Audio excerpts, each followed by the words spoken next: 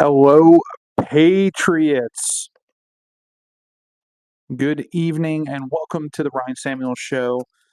I'm Ryan Samuels, son of the American Revolution, proud descendant of Richard Warren, and voice for those who still believe in the Constitution, individual liberty, and the God-given rights that make this nation the greatest on earth. If you're new here, buckle up because we don't sugarcoat. We expose lies, dismantle the narratives, and fight for the truth in a world gone mad. Tonight, we're exposing one of the most blatant examples of media's bias you will ever see. The left wing's media's deafening silence on the horrific murder of Iryna Zarutska in Charlotte, North Carolina, while they have been hammering the Daniel Penny case and many others like his for years. This isn't just sloppy journalism. It's deliberate propaganda designed to push an agenda that divides us, demonizes Good Samaritans, and ignores victims who don't fit their script. We'll break down the facts of both cases, show you the coverage disparity, and connect it to the bigger picture of how Democrats and their media allies, fueled by figures like George Soros, are eroding our society and weakening our justice system. This is a deep dive. Grab your notes because by the end, you'll see why we can't trust the mainstream media. Let's start with the victim who's been erased from the national conversation, Iryna Zarutska. On August 22nd, 2025, this 23-year-old Ukrainian refugee, a single mother who fled the horrors of war to build a life in America, was brutally stabbed to death in a Charlotte light rail train. Video footage captured the nightmare. A repeat offender, 28-year-old D'Angelo McCrae, a man with a long criminal history, including prior assaults and drug charges, slashes her throat and stabs her multiple times in front of horrified passengers. Blood poured from her wounds as she staggered, begging for help. But no one intervened effectively. She collapsed and died at the scene. McCrae, who was out on bail for a previous offense, was arrested shortly after, but the damage was done. Iryna wasn't just a statistic. She was a hardworking immigrant, a mother to a young daughter chasing the American dream. She worked at a local bakery, volunteered at her church, and represented everything resilient about this country. But her killer? A product of the soft arms we've been warning about. McRae had been arrested multiple times before, including for violent crimes. Yet he was walking free thanks to lenient bail reforms and prosecutorial leniency in Mecklenburg County. This wasn't random, it was preventable, a direct result of a system that prioritizes criminals over citizens. Now, here is the kicker. Despite the shocking video going viral on social media, the left-wing media barely touched it. CNN waited over 2 weeks to run a brief story on September 8, 2025, buried deep in their US section with no outrage. No protests demanded, no endless analysis. MSNBC, crickets. The New York Times, nothing as of September 9th. Local Charlotte outlets like WCNC covered it, of course, but nationally, it's like Iryna never existed. Why? Because her story doesn't serve the narrative. A white immigrant woman killed by a black repeat offender on a public transit. No racial injustice angle to exploit against systematic racism. No chance to bash Trump or conservatives. So they ignore it, letting her fade into obscurity, while predators like McRae become the norm. It truly is a horribly sad story. Now, the contrast with the Daniel Penny case is systematically different. For those of you that have been living under a rock, Penny is a former Marine who on May 12, 2023, subdued Jordan Nearly, a deranged homeless man screaming threats on a New York subway, including vows to kill or harm passengers, especially vulnerable ones like pregnant women. Nearly, high on drugs with a history of violent assaults, lunged at people, Penny attacking instinctively to protect others, but put Neely in a chokehold until police arrived. Tragically, Neely died from the restraint, but the witnesses testified that Penny saved lives that day. Neely had raised his fist ready to attack. The left-wing media turned this into a circus. CNN, MSNBC, the New York Times, they ran wall-to-wall coverage for months. Penny was painted as a white vigilante, murdering an innocent black man, sparking riots, protests, and endless segments on racism in policing. Even after Penny was acquitted of manslaughter in December 2024, they kept the hate train rolling, tying it to Trump's campaign and MAGA extremism. Just look at the numbers from X posts. The New York Times alone has over 100 mentions of Perry, to 0 for Iryna Zarutska. Ellie Mistel, The Nation called Penny the problem, blaming guns and white therapy. Instead of Neely's threats, MSNBC's Rachel Maddow dissected every court update while ignoring subway crime waves that Penny was fighting against. The coverage wasn't journalism, it was activism. They amplified Al Sharpton's calls for changes, fueled anti-self-defense narratives, and scared everyday heroes from intervening in crimes. And now in 2025, with Penny's post-trial life making headlines, like his potential army enlistment, they're still at it. Over 100 stories deep. Meanwhile, Iryna's murder, not a peep. It's selective outrage at its finest. But why is there this disparity? So why does the left-wing media cover Penny obsessively but bury Iryna? Simple. It's their agenda. The Penny case fits their template. Portray white conservatives as aggressive, Black individuals as perpetual victims, and self-defense as vigilantism. It rallies their base, justifies defund the police rhetoric, and keeps the racial grievance machine turning. Iryna's story, it exposes the failures of their policies. A violent criminal released early under Democrat-backed bail reform, killing an innocent immigrant on a public transit. No protest to cover, no systematic angle to blame on Trump. As one ex-user put it, horror video of Ukrainian refugee Iryna Zarutska's slaughter on Charlotte train met with deafening silence from CNN, MSNBC, and ABC. Another noted they covered Daniel Penny's extensively, but not this. This isn't new. Remember the Jussie Smollett hoax? Wall-to-wall hate crime coverage until it unraveled? Or the George Floyd saga, 5,897 New York Times mentions, while ignoring black-on-black crime in Chicago. The pattern's clear. Stories that advance social justice get amplified. Those that highlight policy failures get the silent treatment. X is buzzing with frustration.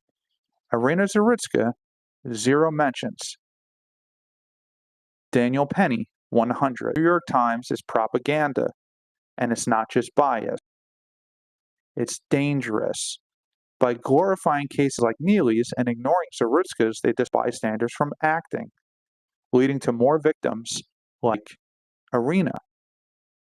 This media blackout doesn't happen in a vacuum. It's part of the Democrats' assault on law and order, supercharged by billionaires like George Soros. Let's connect the dots. In Charlotte, D'Angelo McCrae was out on bail despite his record, thanks to progressive prosecutors who prioritize equity over incarceration. Mecklenburg County DA Spencer Becton, a Democrat elected in 2020, has been criticized for dropping charges in minor cases and pushing alternatives to jail. Policies echoed nationwide by Soros-funded DAs. Soros has dumped over $40 million since 2015 into electing these activist prosecutors, from Kim Foxx in Chicago, where murders have spiked over 50%, to George Gaskin in LA, 12% violent crime rise, and in North Carolina, Zorro-backed groups like the Real Justice PAC funneled money into races like Becton's, promoting DAs who refuse to prosecute low-level offenses and advocate no cash bail. The result? Revolving door justice. McCrae, arrested for assault in 2023, was released early. Now Iryna's dead. As a follow the money, Soros DAs let offenders walk. Democrats enable this, then their media covers for them. While Penny, they spin it as justice, ignoring how their policies create the threats Penny stopped. Soros's Open Society foundations don't just fund DEAs. They influence media narratives through grants to outlets like NPR and training programs for journalists. It's a closed loop. Fund weak prosecutors, create crime waves, selectively report to blame racism instead of policy, and erode public trust in self-defense. The bias has real consequences, especially for our Second Amendment rights. In both cases, public transit turned deadly, yet no one intervened effectively. Why? Is there a strong fear of ending up like Daniel Penny, tried, vilified, and media mobbed? Iryna might be alive if passengers felt empowered to act, but the left's narrative chills that. Democrats push gun control while their Soros DAs release criminals, leaving you defenseless. North Carolina allows conceal and carry, but if you're on that train, do you risk it?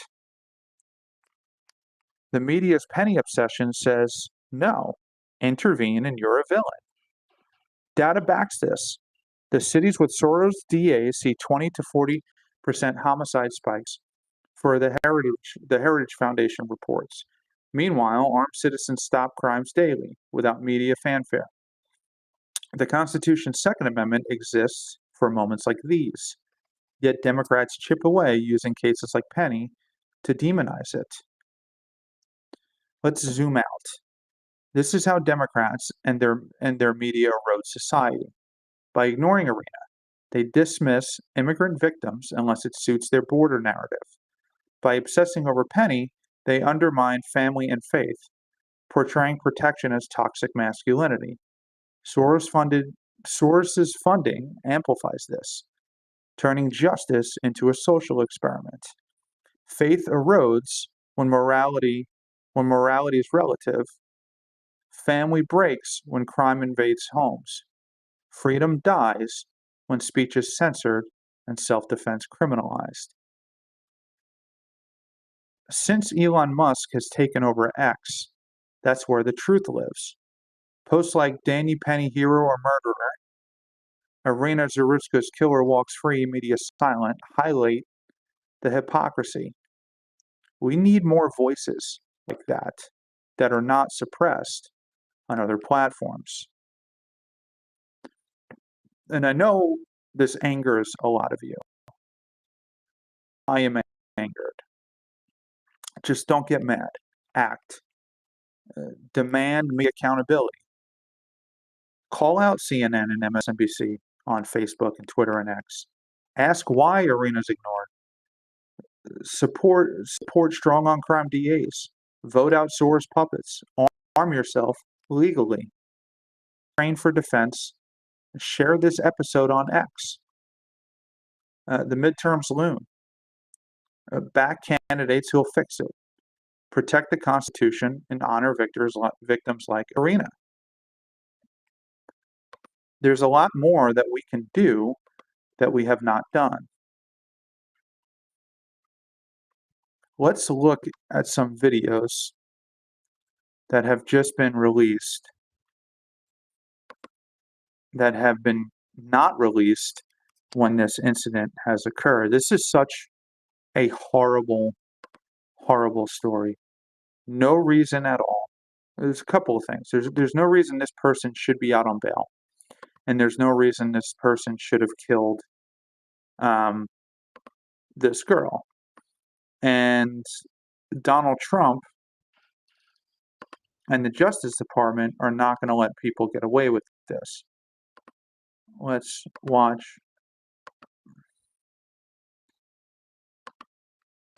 For far too long, Americans have been forced to put up with Democrat-run cities that set loose savage, bloodthirsty criminals to prey on innocent people, really very, very innocent people. In every place, they control radical left judges, politicians, and activists, and they've adopted a policy of catch and release for thugs and killers. In Charlotte, North Carolina, we saw the results of these policies when a 23-year-old woman who came here from Ukraine met her bloody end on a public train. And here's a picture of it. This is the picture of it. And this is a picture of the woman, a beautiful young girl that never had problems in life, with a magnificent future in this country. And now she's dead. She was slaughtered by a deranged monster who was roaming free after 14 prior arrests. We cannot allow a depraved criminal element of violent repeat offenders to continue spreading destruction and death throughout our country. We have to respond with force and strength. We have to be vicious just like they are. It's the only thing they understand. 24 of the top 25 most dangerous cities in America are run by Democrat mayors. 50 people were murdered in Chicago in recent weeks, with hundreds being shot. And it's time to stop this madness. The people of our country need to insist on protection, safety, law, and order. We have proven that it can be done because we did it right here in D.C., in District of Columbia. The capital of America was a bloodthirsty, horrible, dangerous place, one of the worst. And now it's a crime-free city, and we're going to keep it that way. It can be done. All we want is, please, Mr. President, We need help. Chicago needs help. Other cities needs help. We'll do what has to be done because we're going to make America safe again. And that includes our big cities. We're going to make those cities safe. Thank you. And this completely falls into the Donald Trump narrative. This is what Donald Trump is going to utilize to go into cities like Chicago and New York to fight the crime like he did in Washington, D.C. Crime is completely out of control in our country. It has been for many years. The Democratic left is seriously weak on crime. They don't appreciate, love, or respect human life. In fact, they want to destroy it. They want to see the entire United States burn so that they can take it over and manipulate the useful idiots that fall in line to their narrative. Now, what happened to Iryna is a tragedy. It's a tragedy, and this is something that this wasn't even a robbery. He didn't try to take anything. He just killed her because she sat down in front of him. Now, was it because she was white? I mean, that's a question we should be asking. That's a question that they do not ask. When the roles were reversed, when Daniel Penny was because Daniel Penny was racist. And when George Floyd, it was because the police officer was racist. In any of these incidents, it's because any white on black crime, it's because they were racist. That has been the media narrative. But in this narrative, nobody's afraid to say it. Could this individual who has serious mental illness, could he be so enraged or so afraid or so scared of white people that he just killed them because they sat down in front of him? I think that's a fair question to ask. And I think a fair reminder to everybody in the United States is it's okay to be white. Now, if you like this content so far, make sure you hit that like, share, and subscribe button. We're going to dive into this a little bit more. We're going to follow this case. The Trump administration has taken steps to make sure that this individual, without a doubt, gets prosecuted to the furthest extent of the law. Let's listen to this. I got some news clips from CNN, barely any, by the way. Barely any. Congressman Tim Moore is calling for the removal of the judge who initially released the suspect in the deadly light rail stabbing. Officials say DeCarlos Brown has a lengthy criminal history. He was released by Judge Teresa Stokes on a promise to appear when the deadly incident occurred. In a statement sent to Queen City News, Congressman Moore says Iryna Zarutska's blood is on the hands of every single person who made it possible for this monster to walk free. Moore also introduced legislation to end cashless bail. Congressman Tim Moore is calling for the removal of the judge who initially released the suspect in the deadly light rail stabbing. Now, that's what we're hearing from a lot of people. We're hearing for calls to remove the judges, to remove the district attorneys, to remove everybody who decided to remove this person from prison and allow them back on the street. I think it's a fair question. If we hold police officers accountable for doing their jobs, and we hold every other position in society accountable for doing their job, then why wouldn't judges and DAs be held accountable for doing their job poorly? Are you not culpably negligent if you set somebody free and you should not have, and they murder somebody. Was there reason to believe that this person was not a is there reason to believe that this person was a threat to society? I mean, that's a question you better be able to answer. Here is CNN talking about this situation, and it's just pathetic. Want to be there. Yeah, and it's It's super about difficult forcing because them to be there. when you are mentally ill, you have a hard time knowing that you are mentally ill. But also, I mean, people like Charlie Kirk, they've been looking for opportunities to make this some sort of like reciprocal George Floyd situation. And that's the part that I think he's almost giving away the game. And it's sad to see a lot of people going along with it.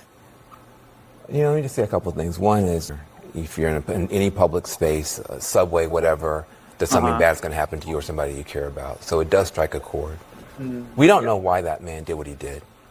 And for Charlie Kirk to say, we know he did it because she's white, when there's no evidence of that, it's just pure race mongering, hate mongering. It's wrong. Then he says that if... But that's what you say.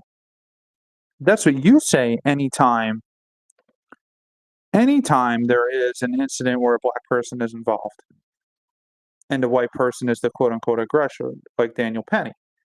What you say is that it's racism. So why wouldn't we assume that maybe this individual was so hot and was so triggered that a white person sat in front of him that he stabbed her to death with a knife? Well, why wouldn't we? If something like that had happened the other way, there'd be sweeping changes imposed on society. Where is the George Floyd Policing Act? It didn't pass. Even when you had... Yeah, but the quote-unquote aggressor is in prison for life. We had murals. We have court orders and people like this being released out on jail because we've labeled them as victims rather than predators. This person's a predator, and predators belong in prison. Had a white police officer murder a black man on live television, the whole world saw, there were no sweeping changes. In fact, not one law was passed at the federal level. So I think that's an important thing to point out. The other thing is, you mentioned the thing about cashless bail. I think this is a big challenge that we have. Would you have felt better if there had been cash bail and the mom had come and put down $1,000 to let him out? It's not about cashless bail or no cashless bail. It's about the fact that we don't know how to deal with people who were hurting in the way this man was hurting. Hurt people. What happened was horrible, but it becomes an opportunity for people to jump on bandwagons. And then for someone like Charlie Kirk, he should be ashamed of himself. No one mentioned the word race, white, black, or anything except him. What people mention is the horror of what happened to this young woman. Sure, dude. You've never mentioned that in any other case. Is that what you're saying?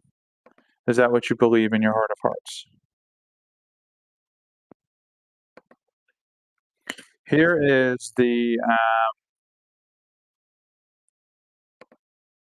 here's a video, and this is an interesting video for a couple of reasons. Let me pull this up. The Ukrainian government reached out and had offered to bring her body home, and her family said no.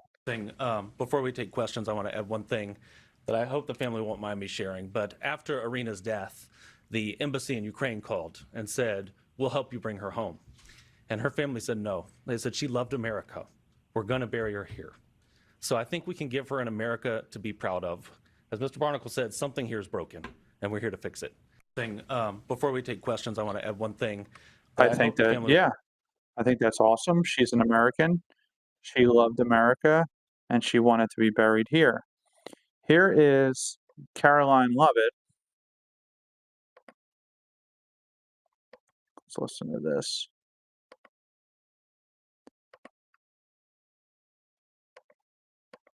Today, I would like to address the tragedy that has not received nearly enough media attention, the brutal murder of Iryna Zarutska. Here are the facts that many outlets have shamefully and intentionally failed to report until President Trump drew attention to it.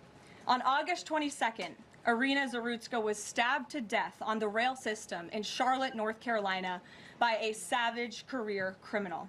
This is a public transportation system that many in the area use every single day to go to school and work. Iryna was on the train that night traveling home from her job at a pizzeria, still in uniform from her shift. This beautiful, innocent 23-year-old young woman was a Ukrainian refugee who had recently fled her country for a chance at a safer life and a promising new beginning here in the United States of America. But tragically, a public transportation system in a major American city was more dangerous than the active war zone that she left. The president and the entire White House are praying for her family and friends during this unimaginably difficult time. But while we extend our thoughts and prayers, we must also seek justice for this crime and call attention to this heinous incident. Surveillance video of the killing was finally released to the public this past Friday. It shows the alleged killer, DeCarlos Brown Jr., pull out a knife, get up from his seat behind Iryna, and prepare to thrust a blade into her neck before the released footage gets cut. This is pure evil on full display. The Pure most evil. enraging and unacceptable part of this story is that her death was entirely preventable. DeCarlos Brown never should have been on that train that night. In fact, he should have been behind bars. DeCarlos Brown has been charged with crimes no fewer than 14 times, dating back to 2011, including for armed robbery, felony larceny, breaking and entering, and shoplifting. Brown had previously served 5 years in prison for a robbery with a deadly weapon charge, and he had also forfeited bonds 3 different times, twice in 2014 and once in 2023. Despite all of this past documented criminal history, when Brown was arrested yet again in January of this past year, a Democrat judge, who I will add was a strong supporter of former Vice President Kamala Harris, released this insane criminal once again without requiring him to pay any bail. He simply had to sign a written promise to return for his court hearing. Think about how crazy it is to ask a career criminal, someone who by definition repeatedly breaks the law, to just sign a written promise and come back again another day. This is madness. This monster should have been locked up, and Iryna should still be alive. But Democrat politicians, liberal judges, and weak prosecutors would rather virtue signal than lock up criminals and protect their communities. And perhaps most shamefully of all, the majority of the media, many outlets in this room, decided that her murder was not worth reporting on originally because it does not fit a preferred narrative. Many of the journalists in this room spilled plenty of ink trying to smear Daniel Penny for defending a subway car from a deranged lunatic in New York City, but none of those same reporters lift a finger to write stories about an actual murderer. I mean, it's true and it's disgraceful, and this crap needs to stop. But I do think you start holding judges and district attorneys and lawyers accountable. I think you're going to see a change, and I think the American people deserve a change. We're going to keep this short tonight. I'm going to regroup. This story is very upsetting. I'm trying not to show it. Um, to think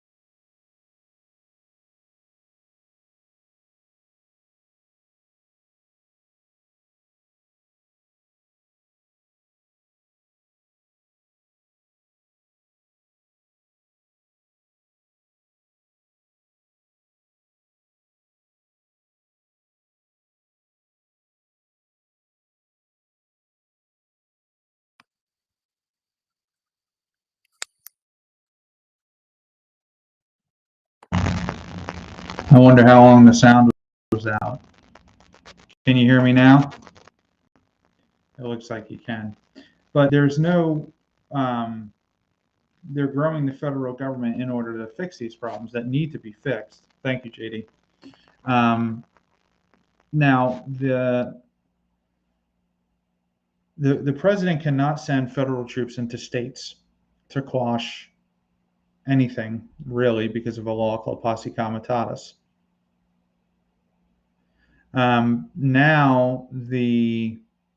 But what Trump is doing is he's sending ICE agents in, and then the ICE agents need protection. So they get protection from the federal government, which is what you're seeing. But we're going to stay on top of this story. The full force of the federal government is going after this guy that went after this girl on the subway. I need you guys to go to ryanfsamuels.com, and I have started a new news section where I'm updating and writing articles daily. I have historical articles. I wrote an article about every single vice president in American history, and the what I give them as a rating. So from George Washington to Donald Trump, they all have a rating out of 10. Sign up for the blog, get those updates. We're also doing news stories. Go to ryanfsamuels.com/shop. And don't forget, I will be live again tomorrow night. Thank you all for tuning in.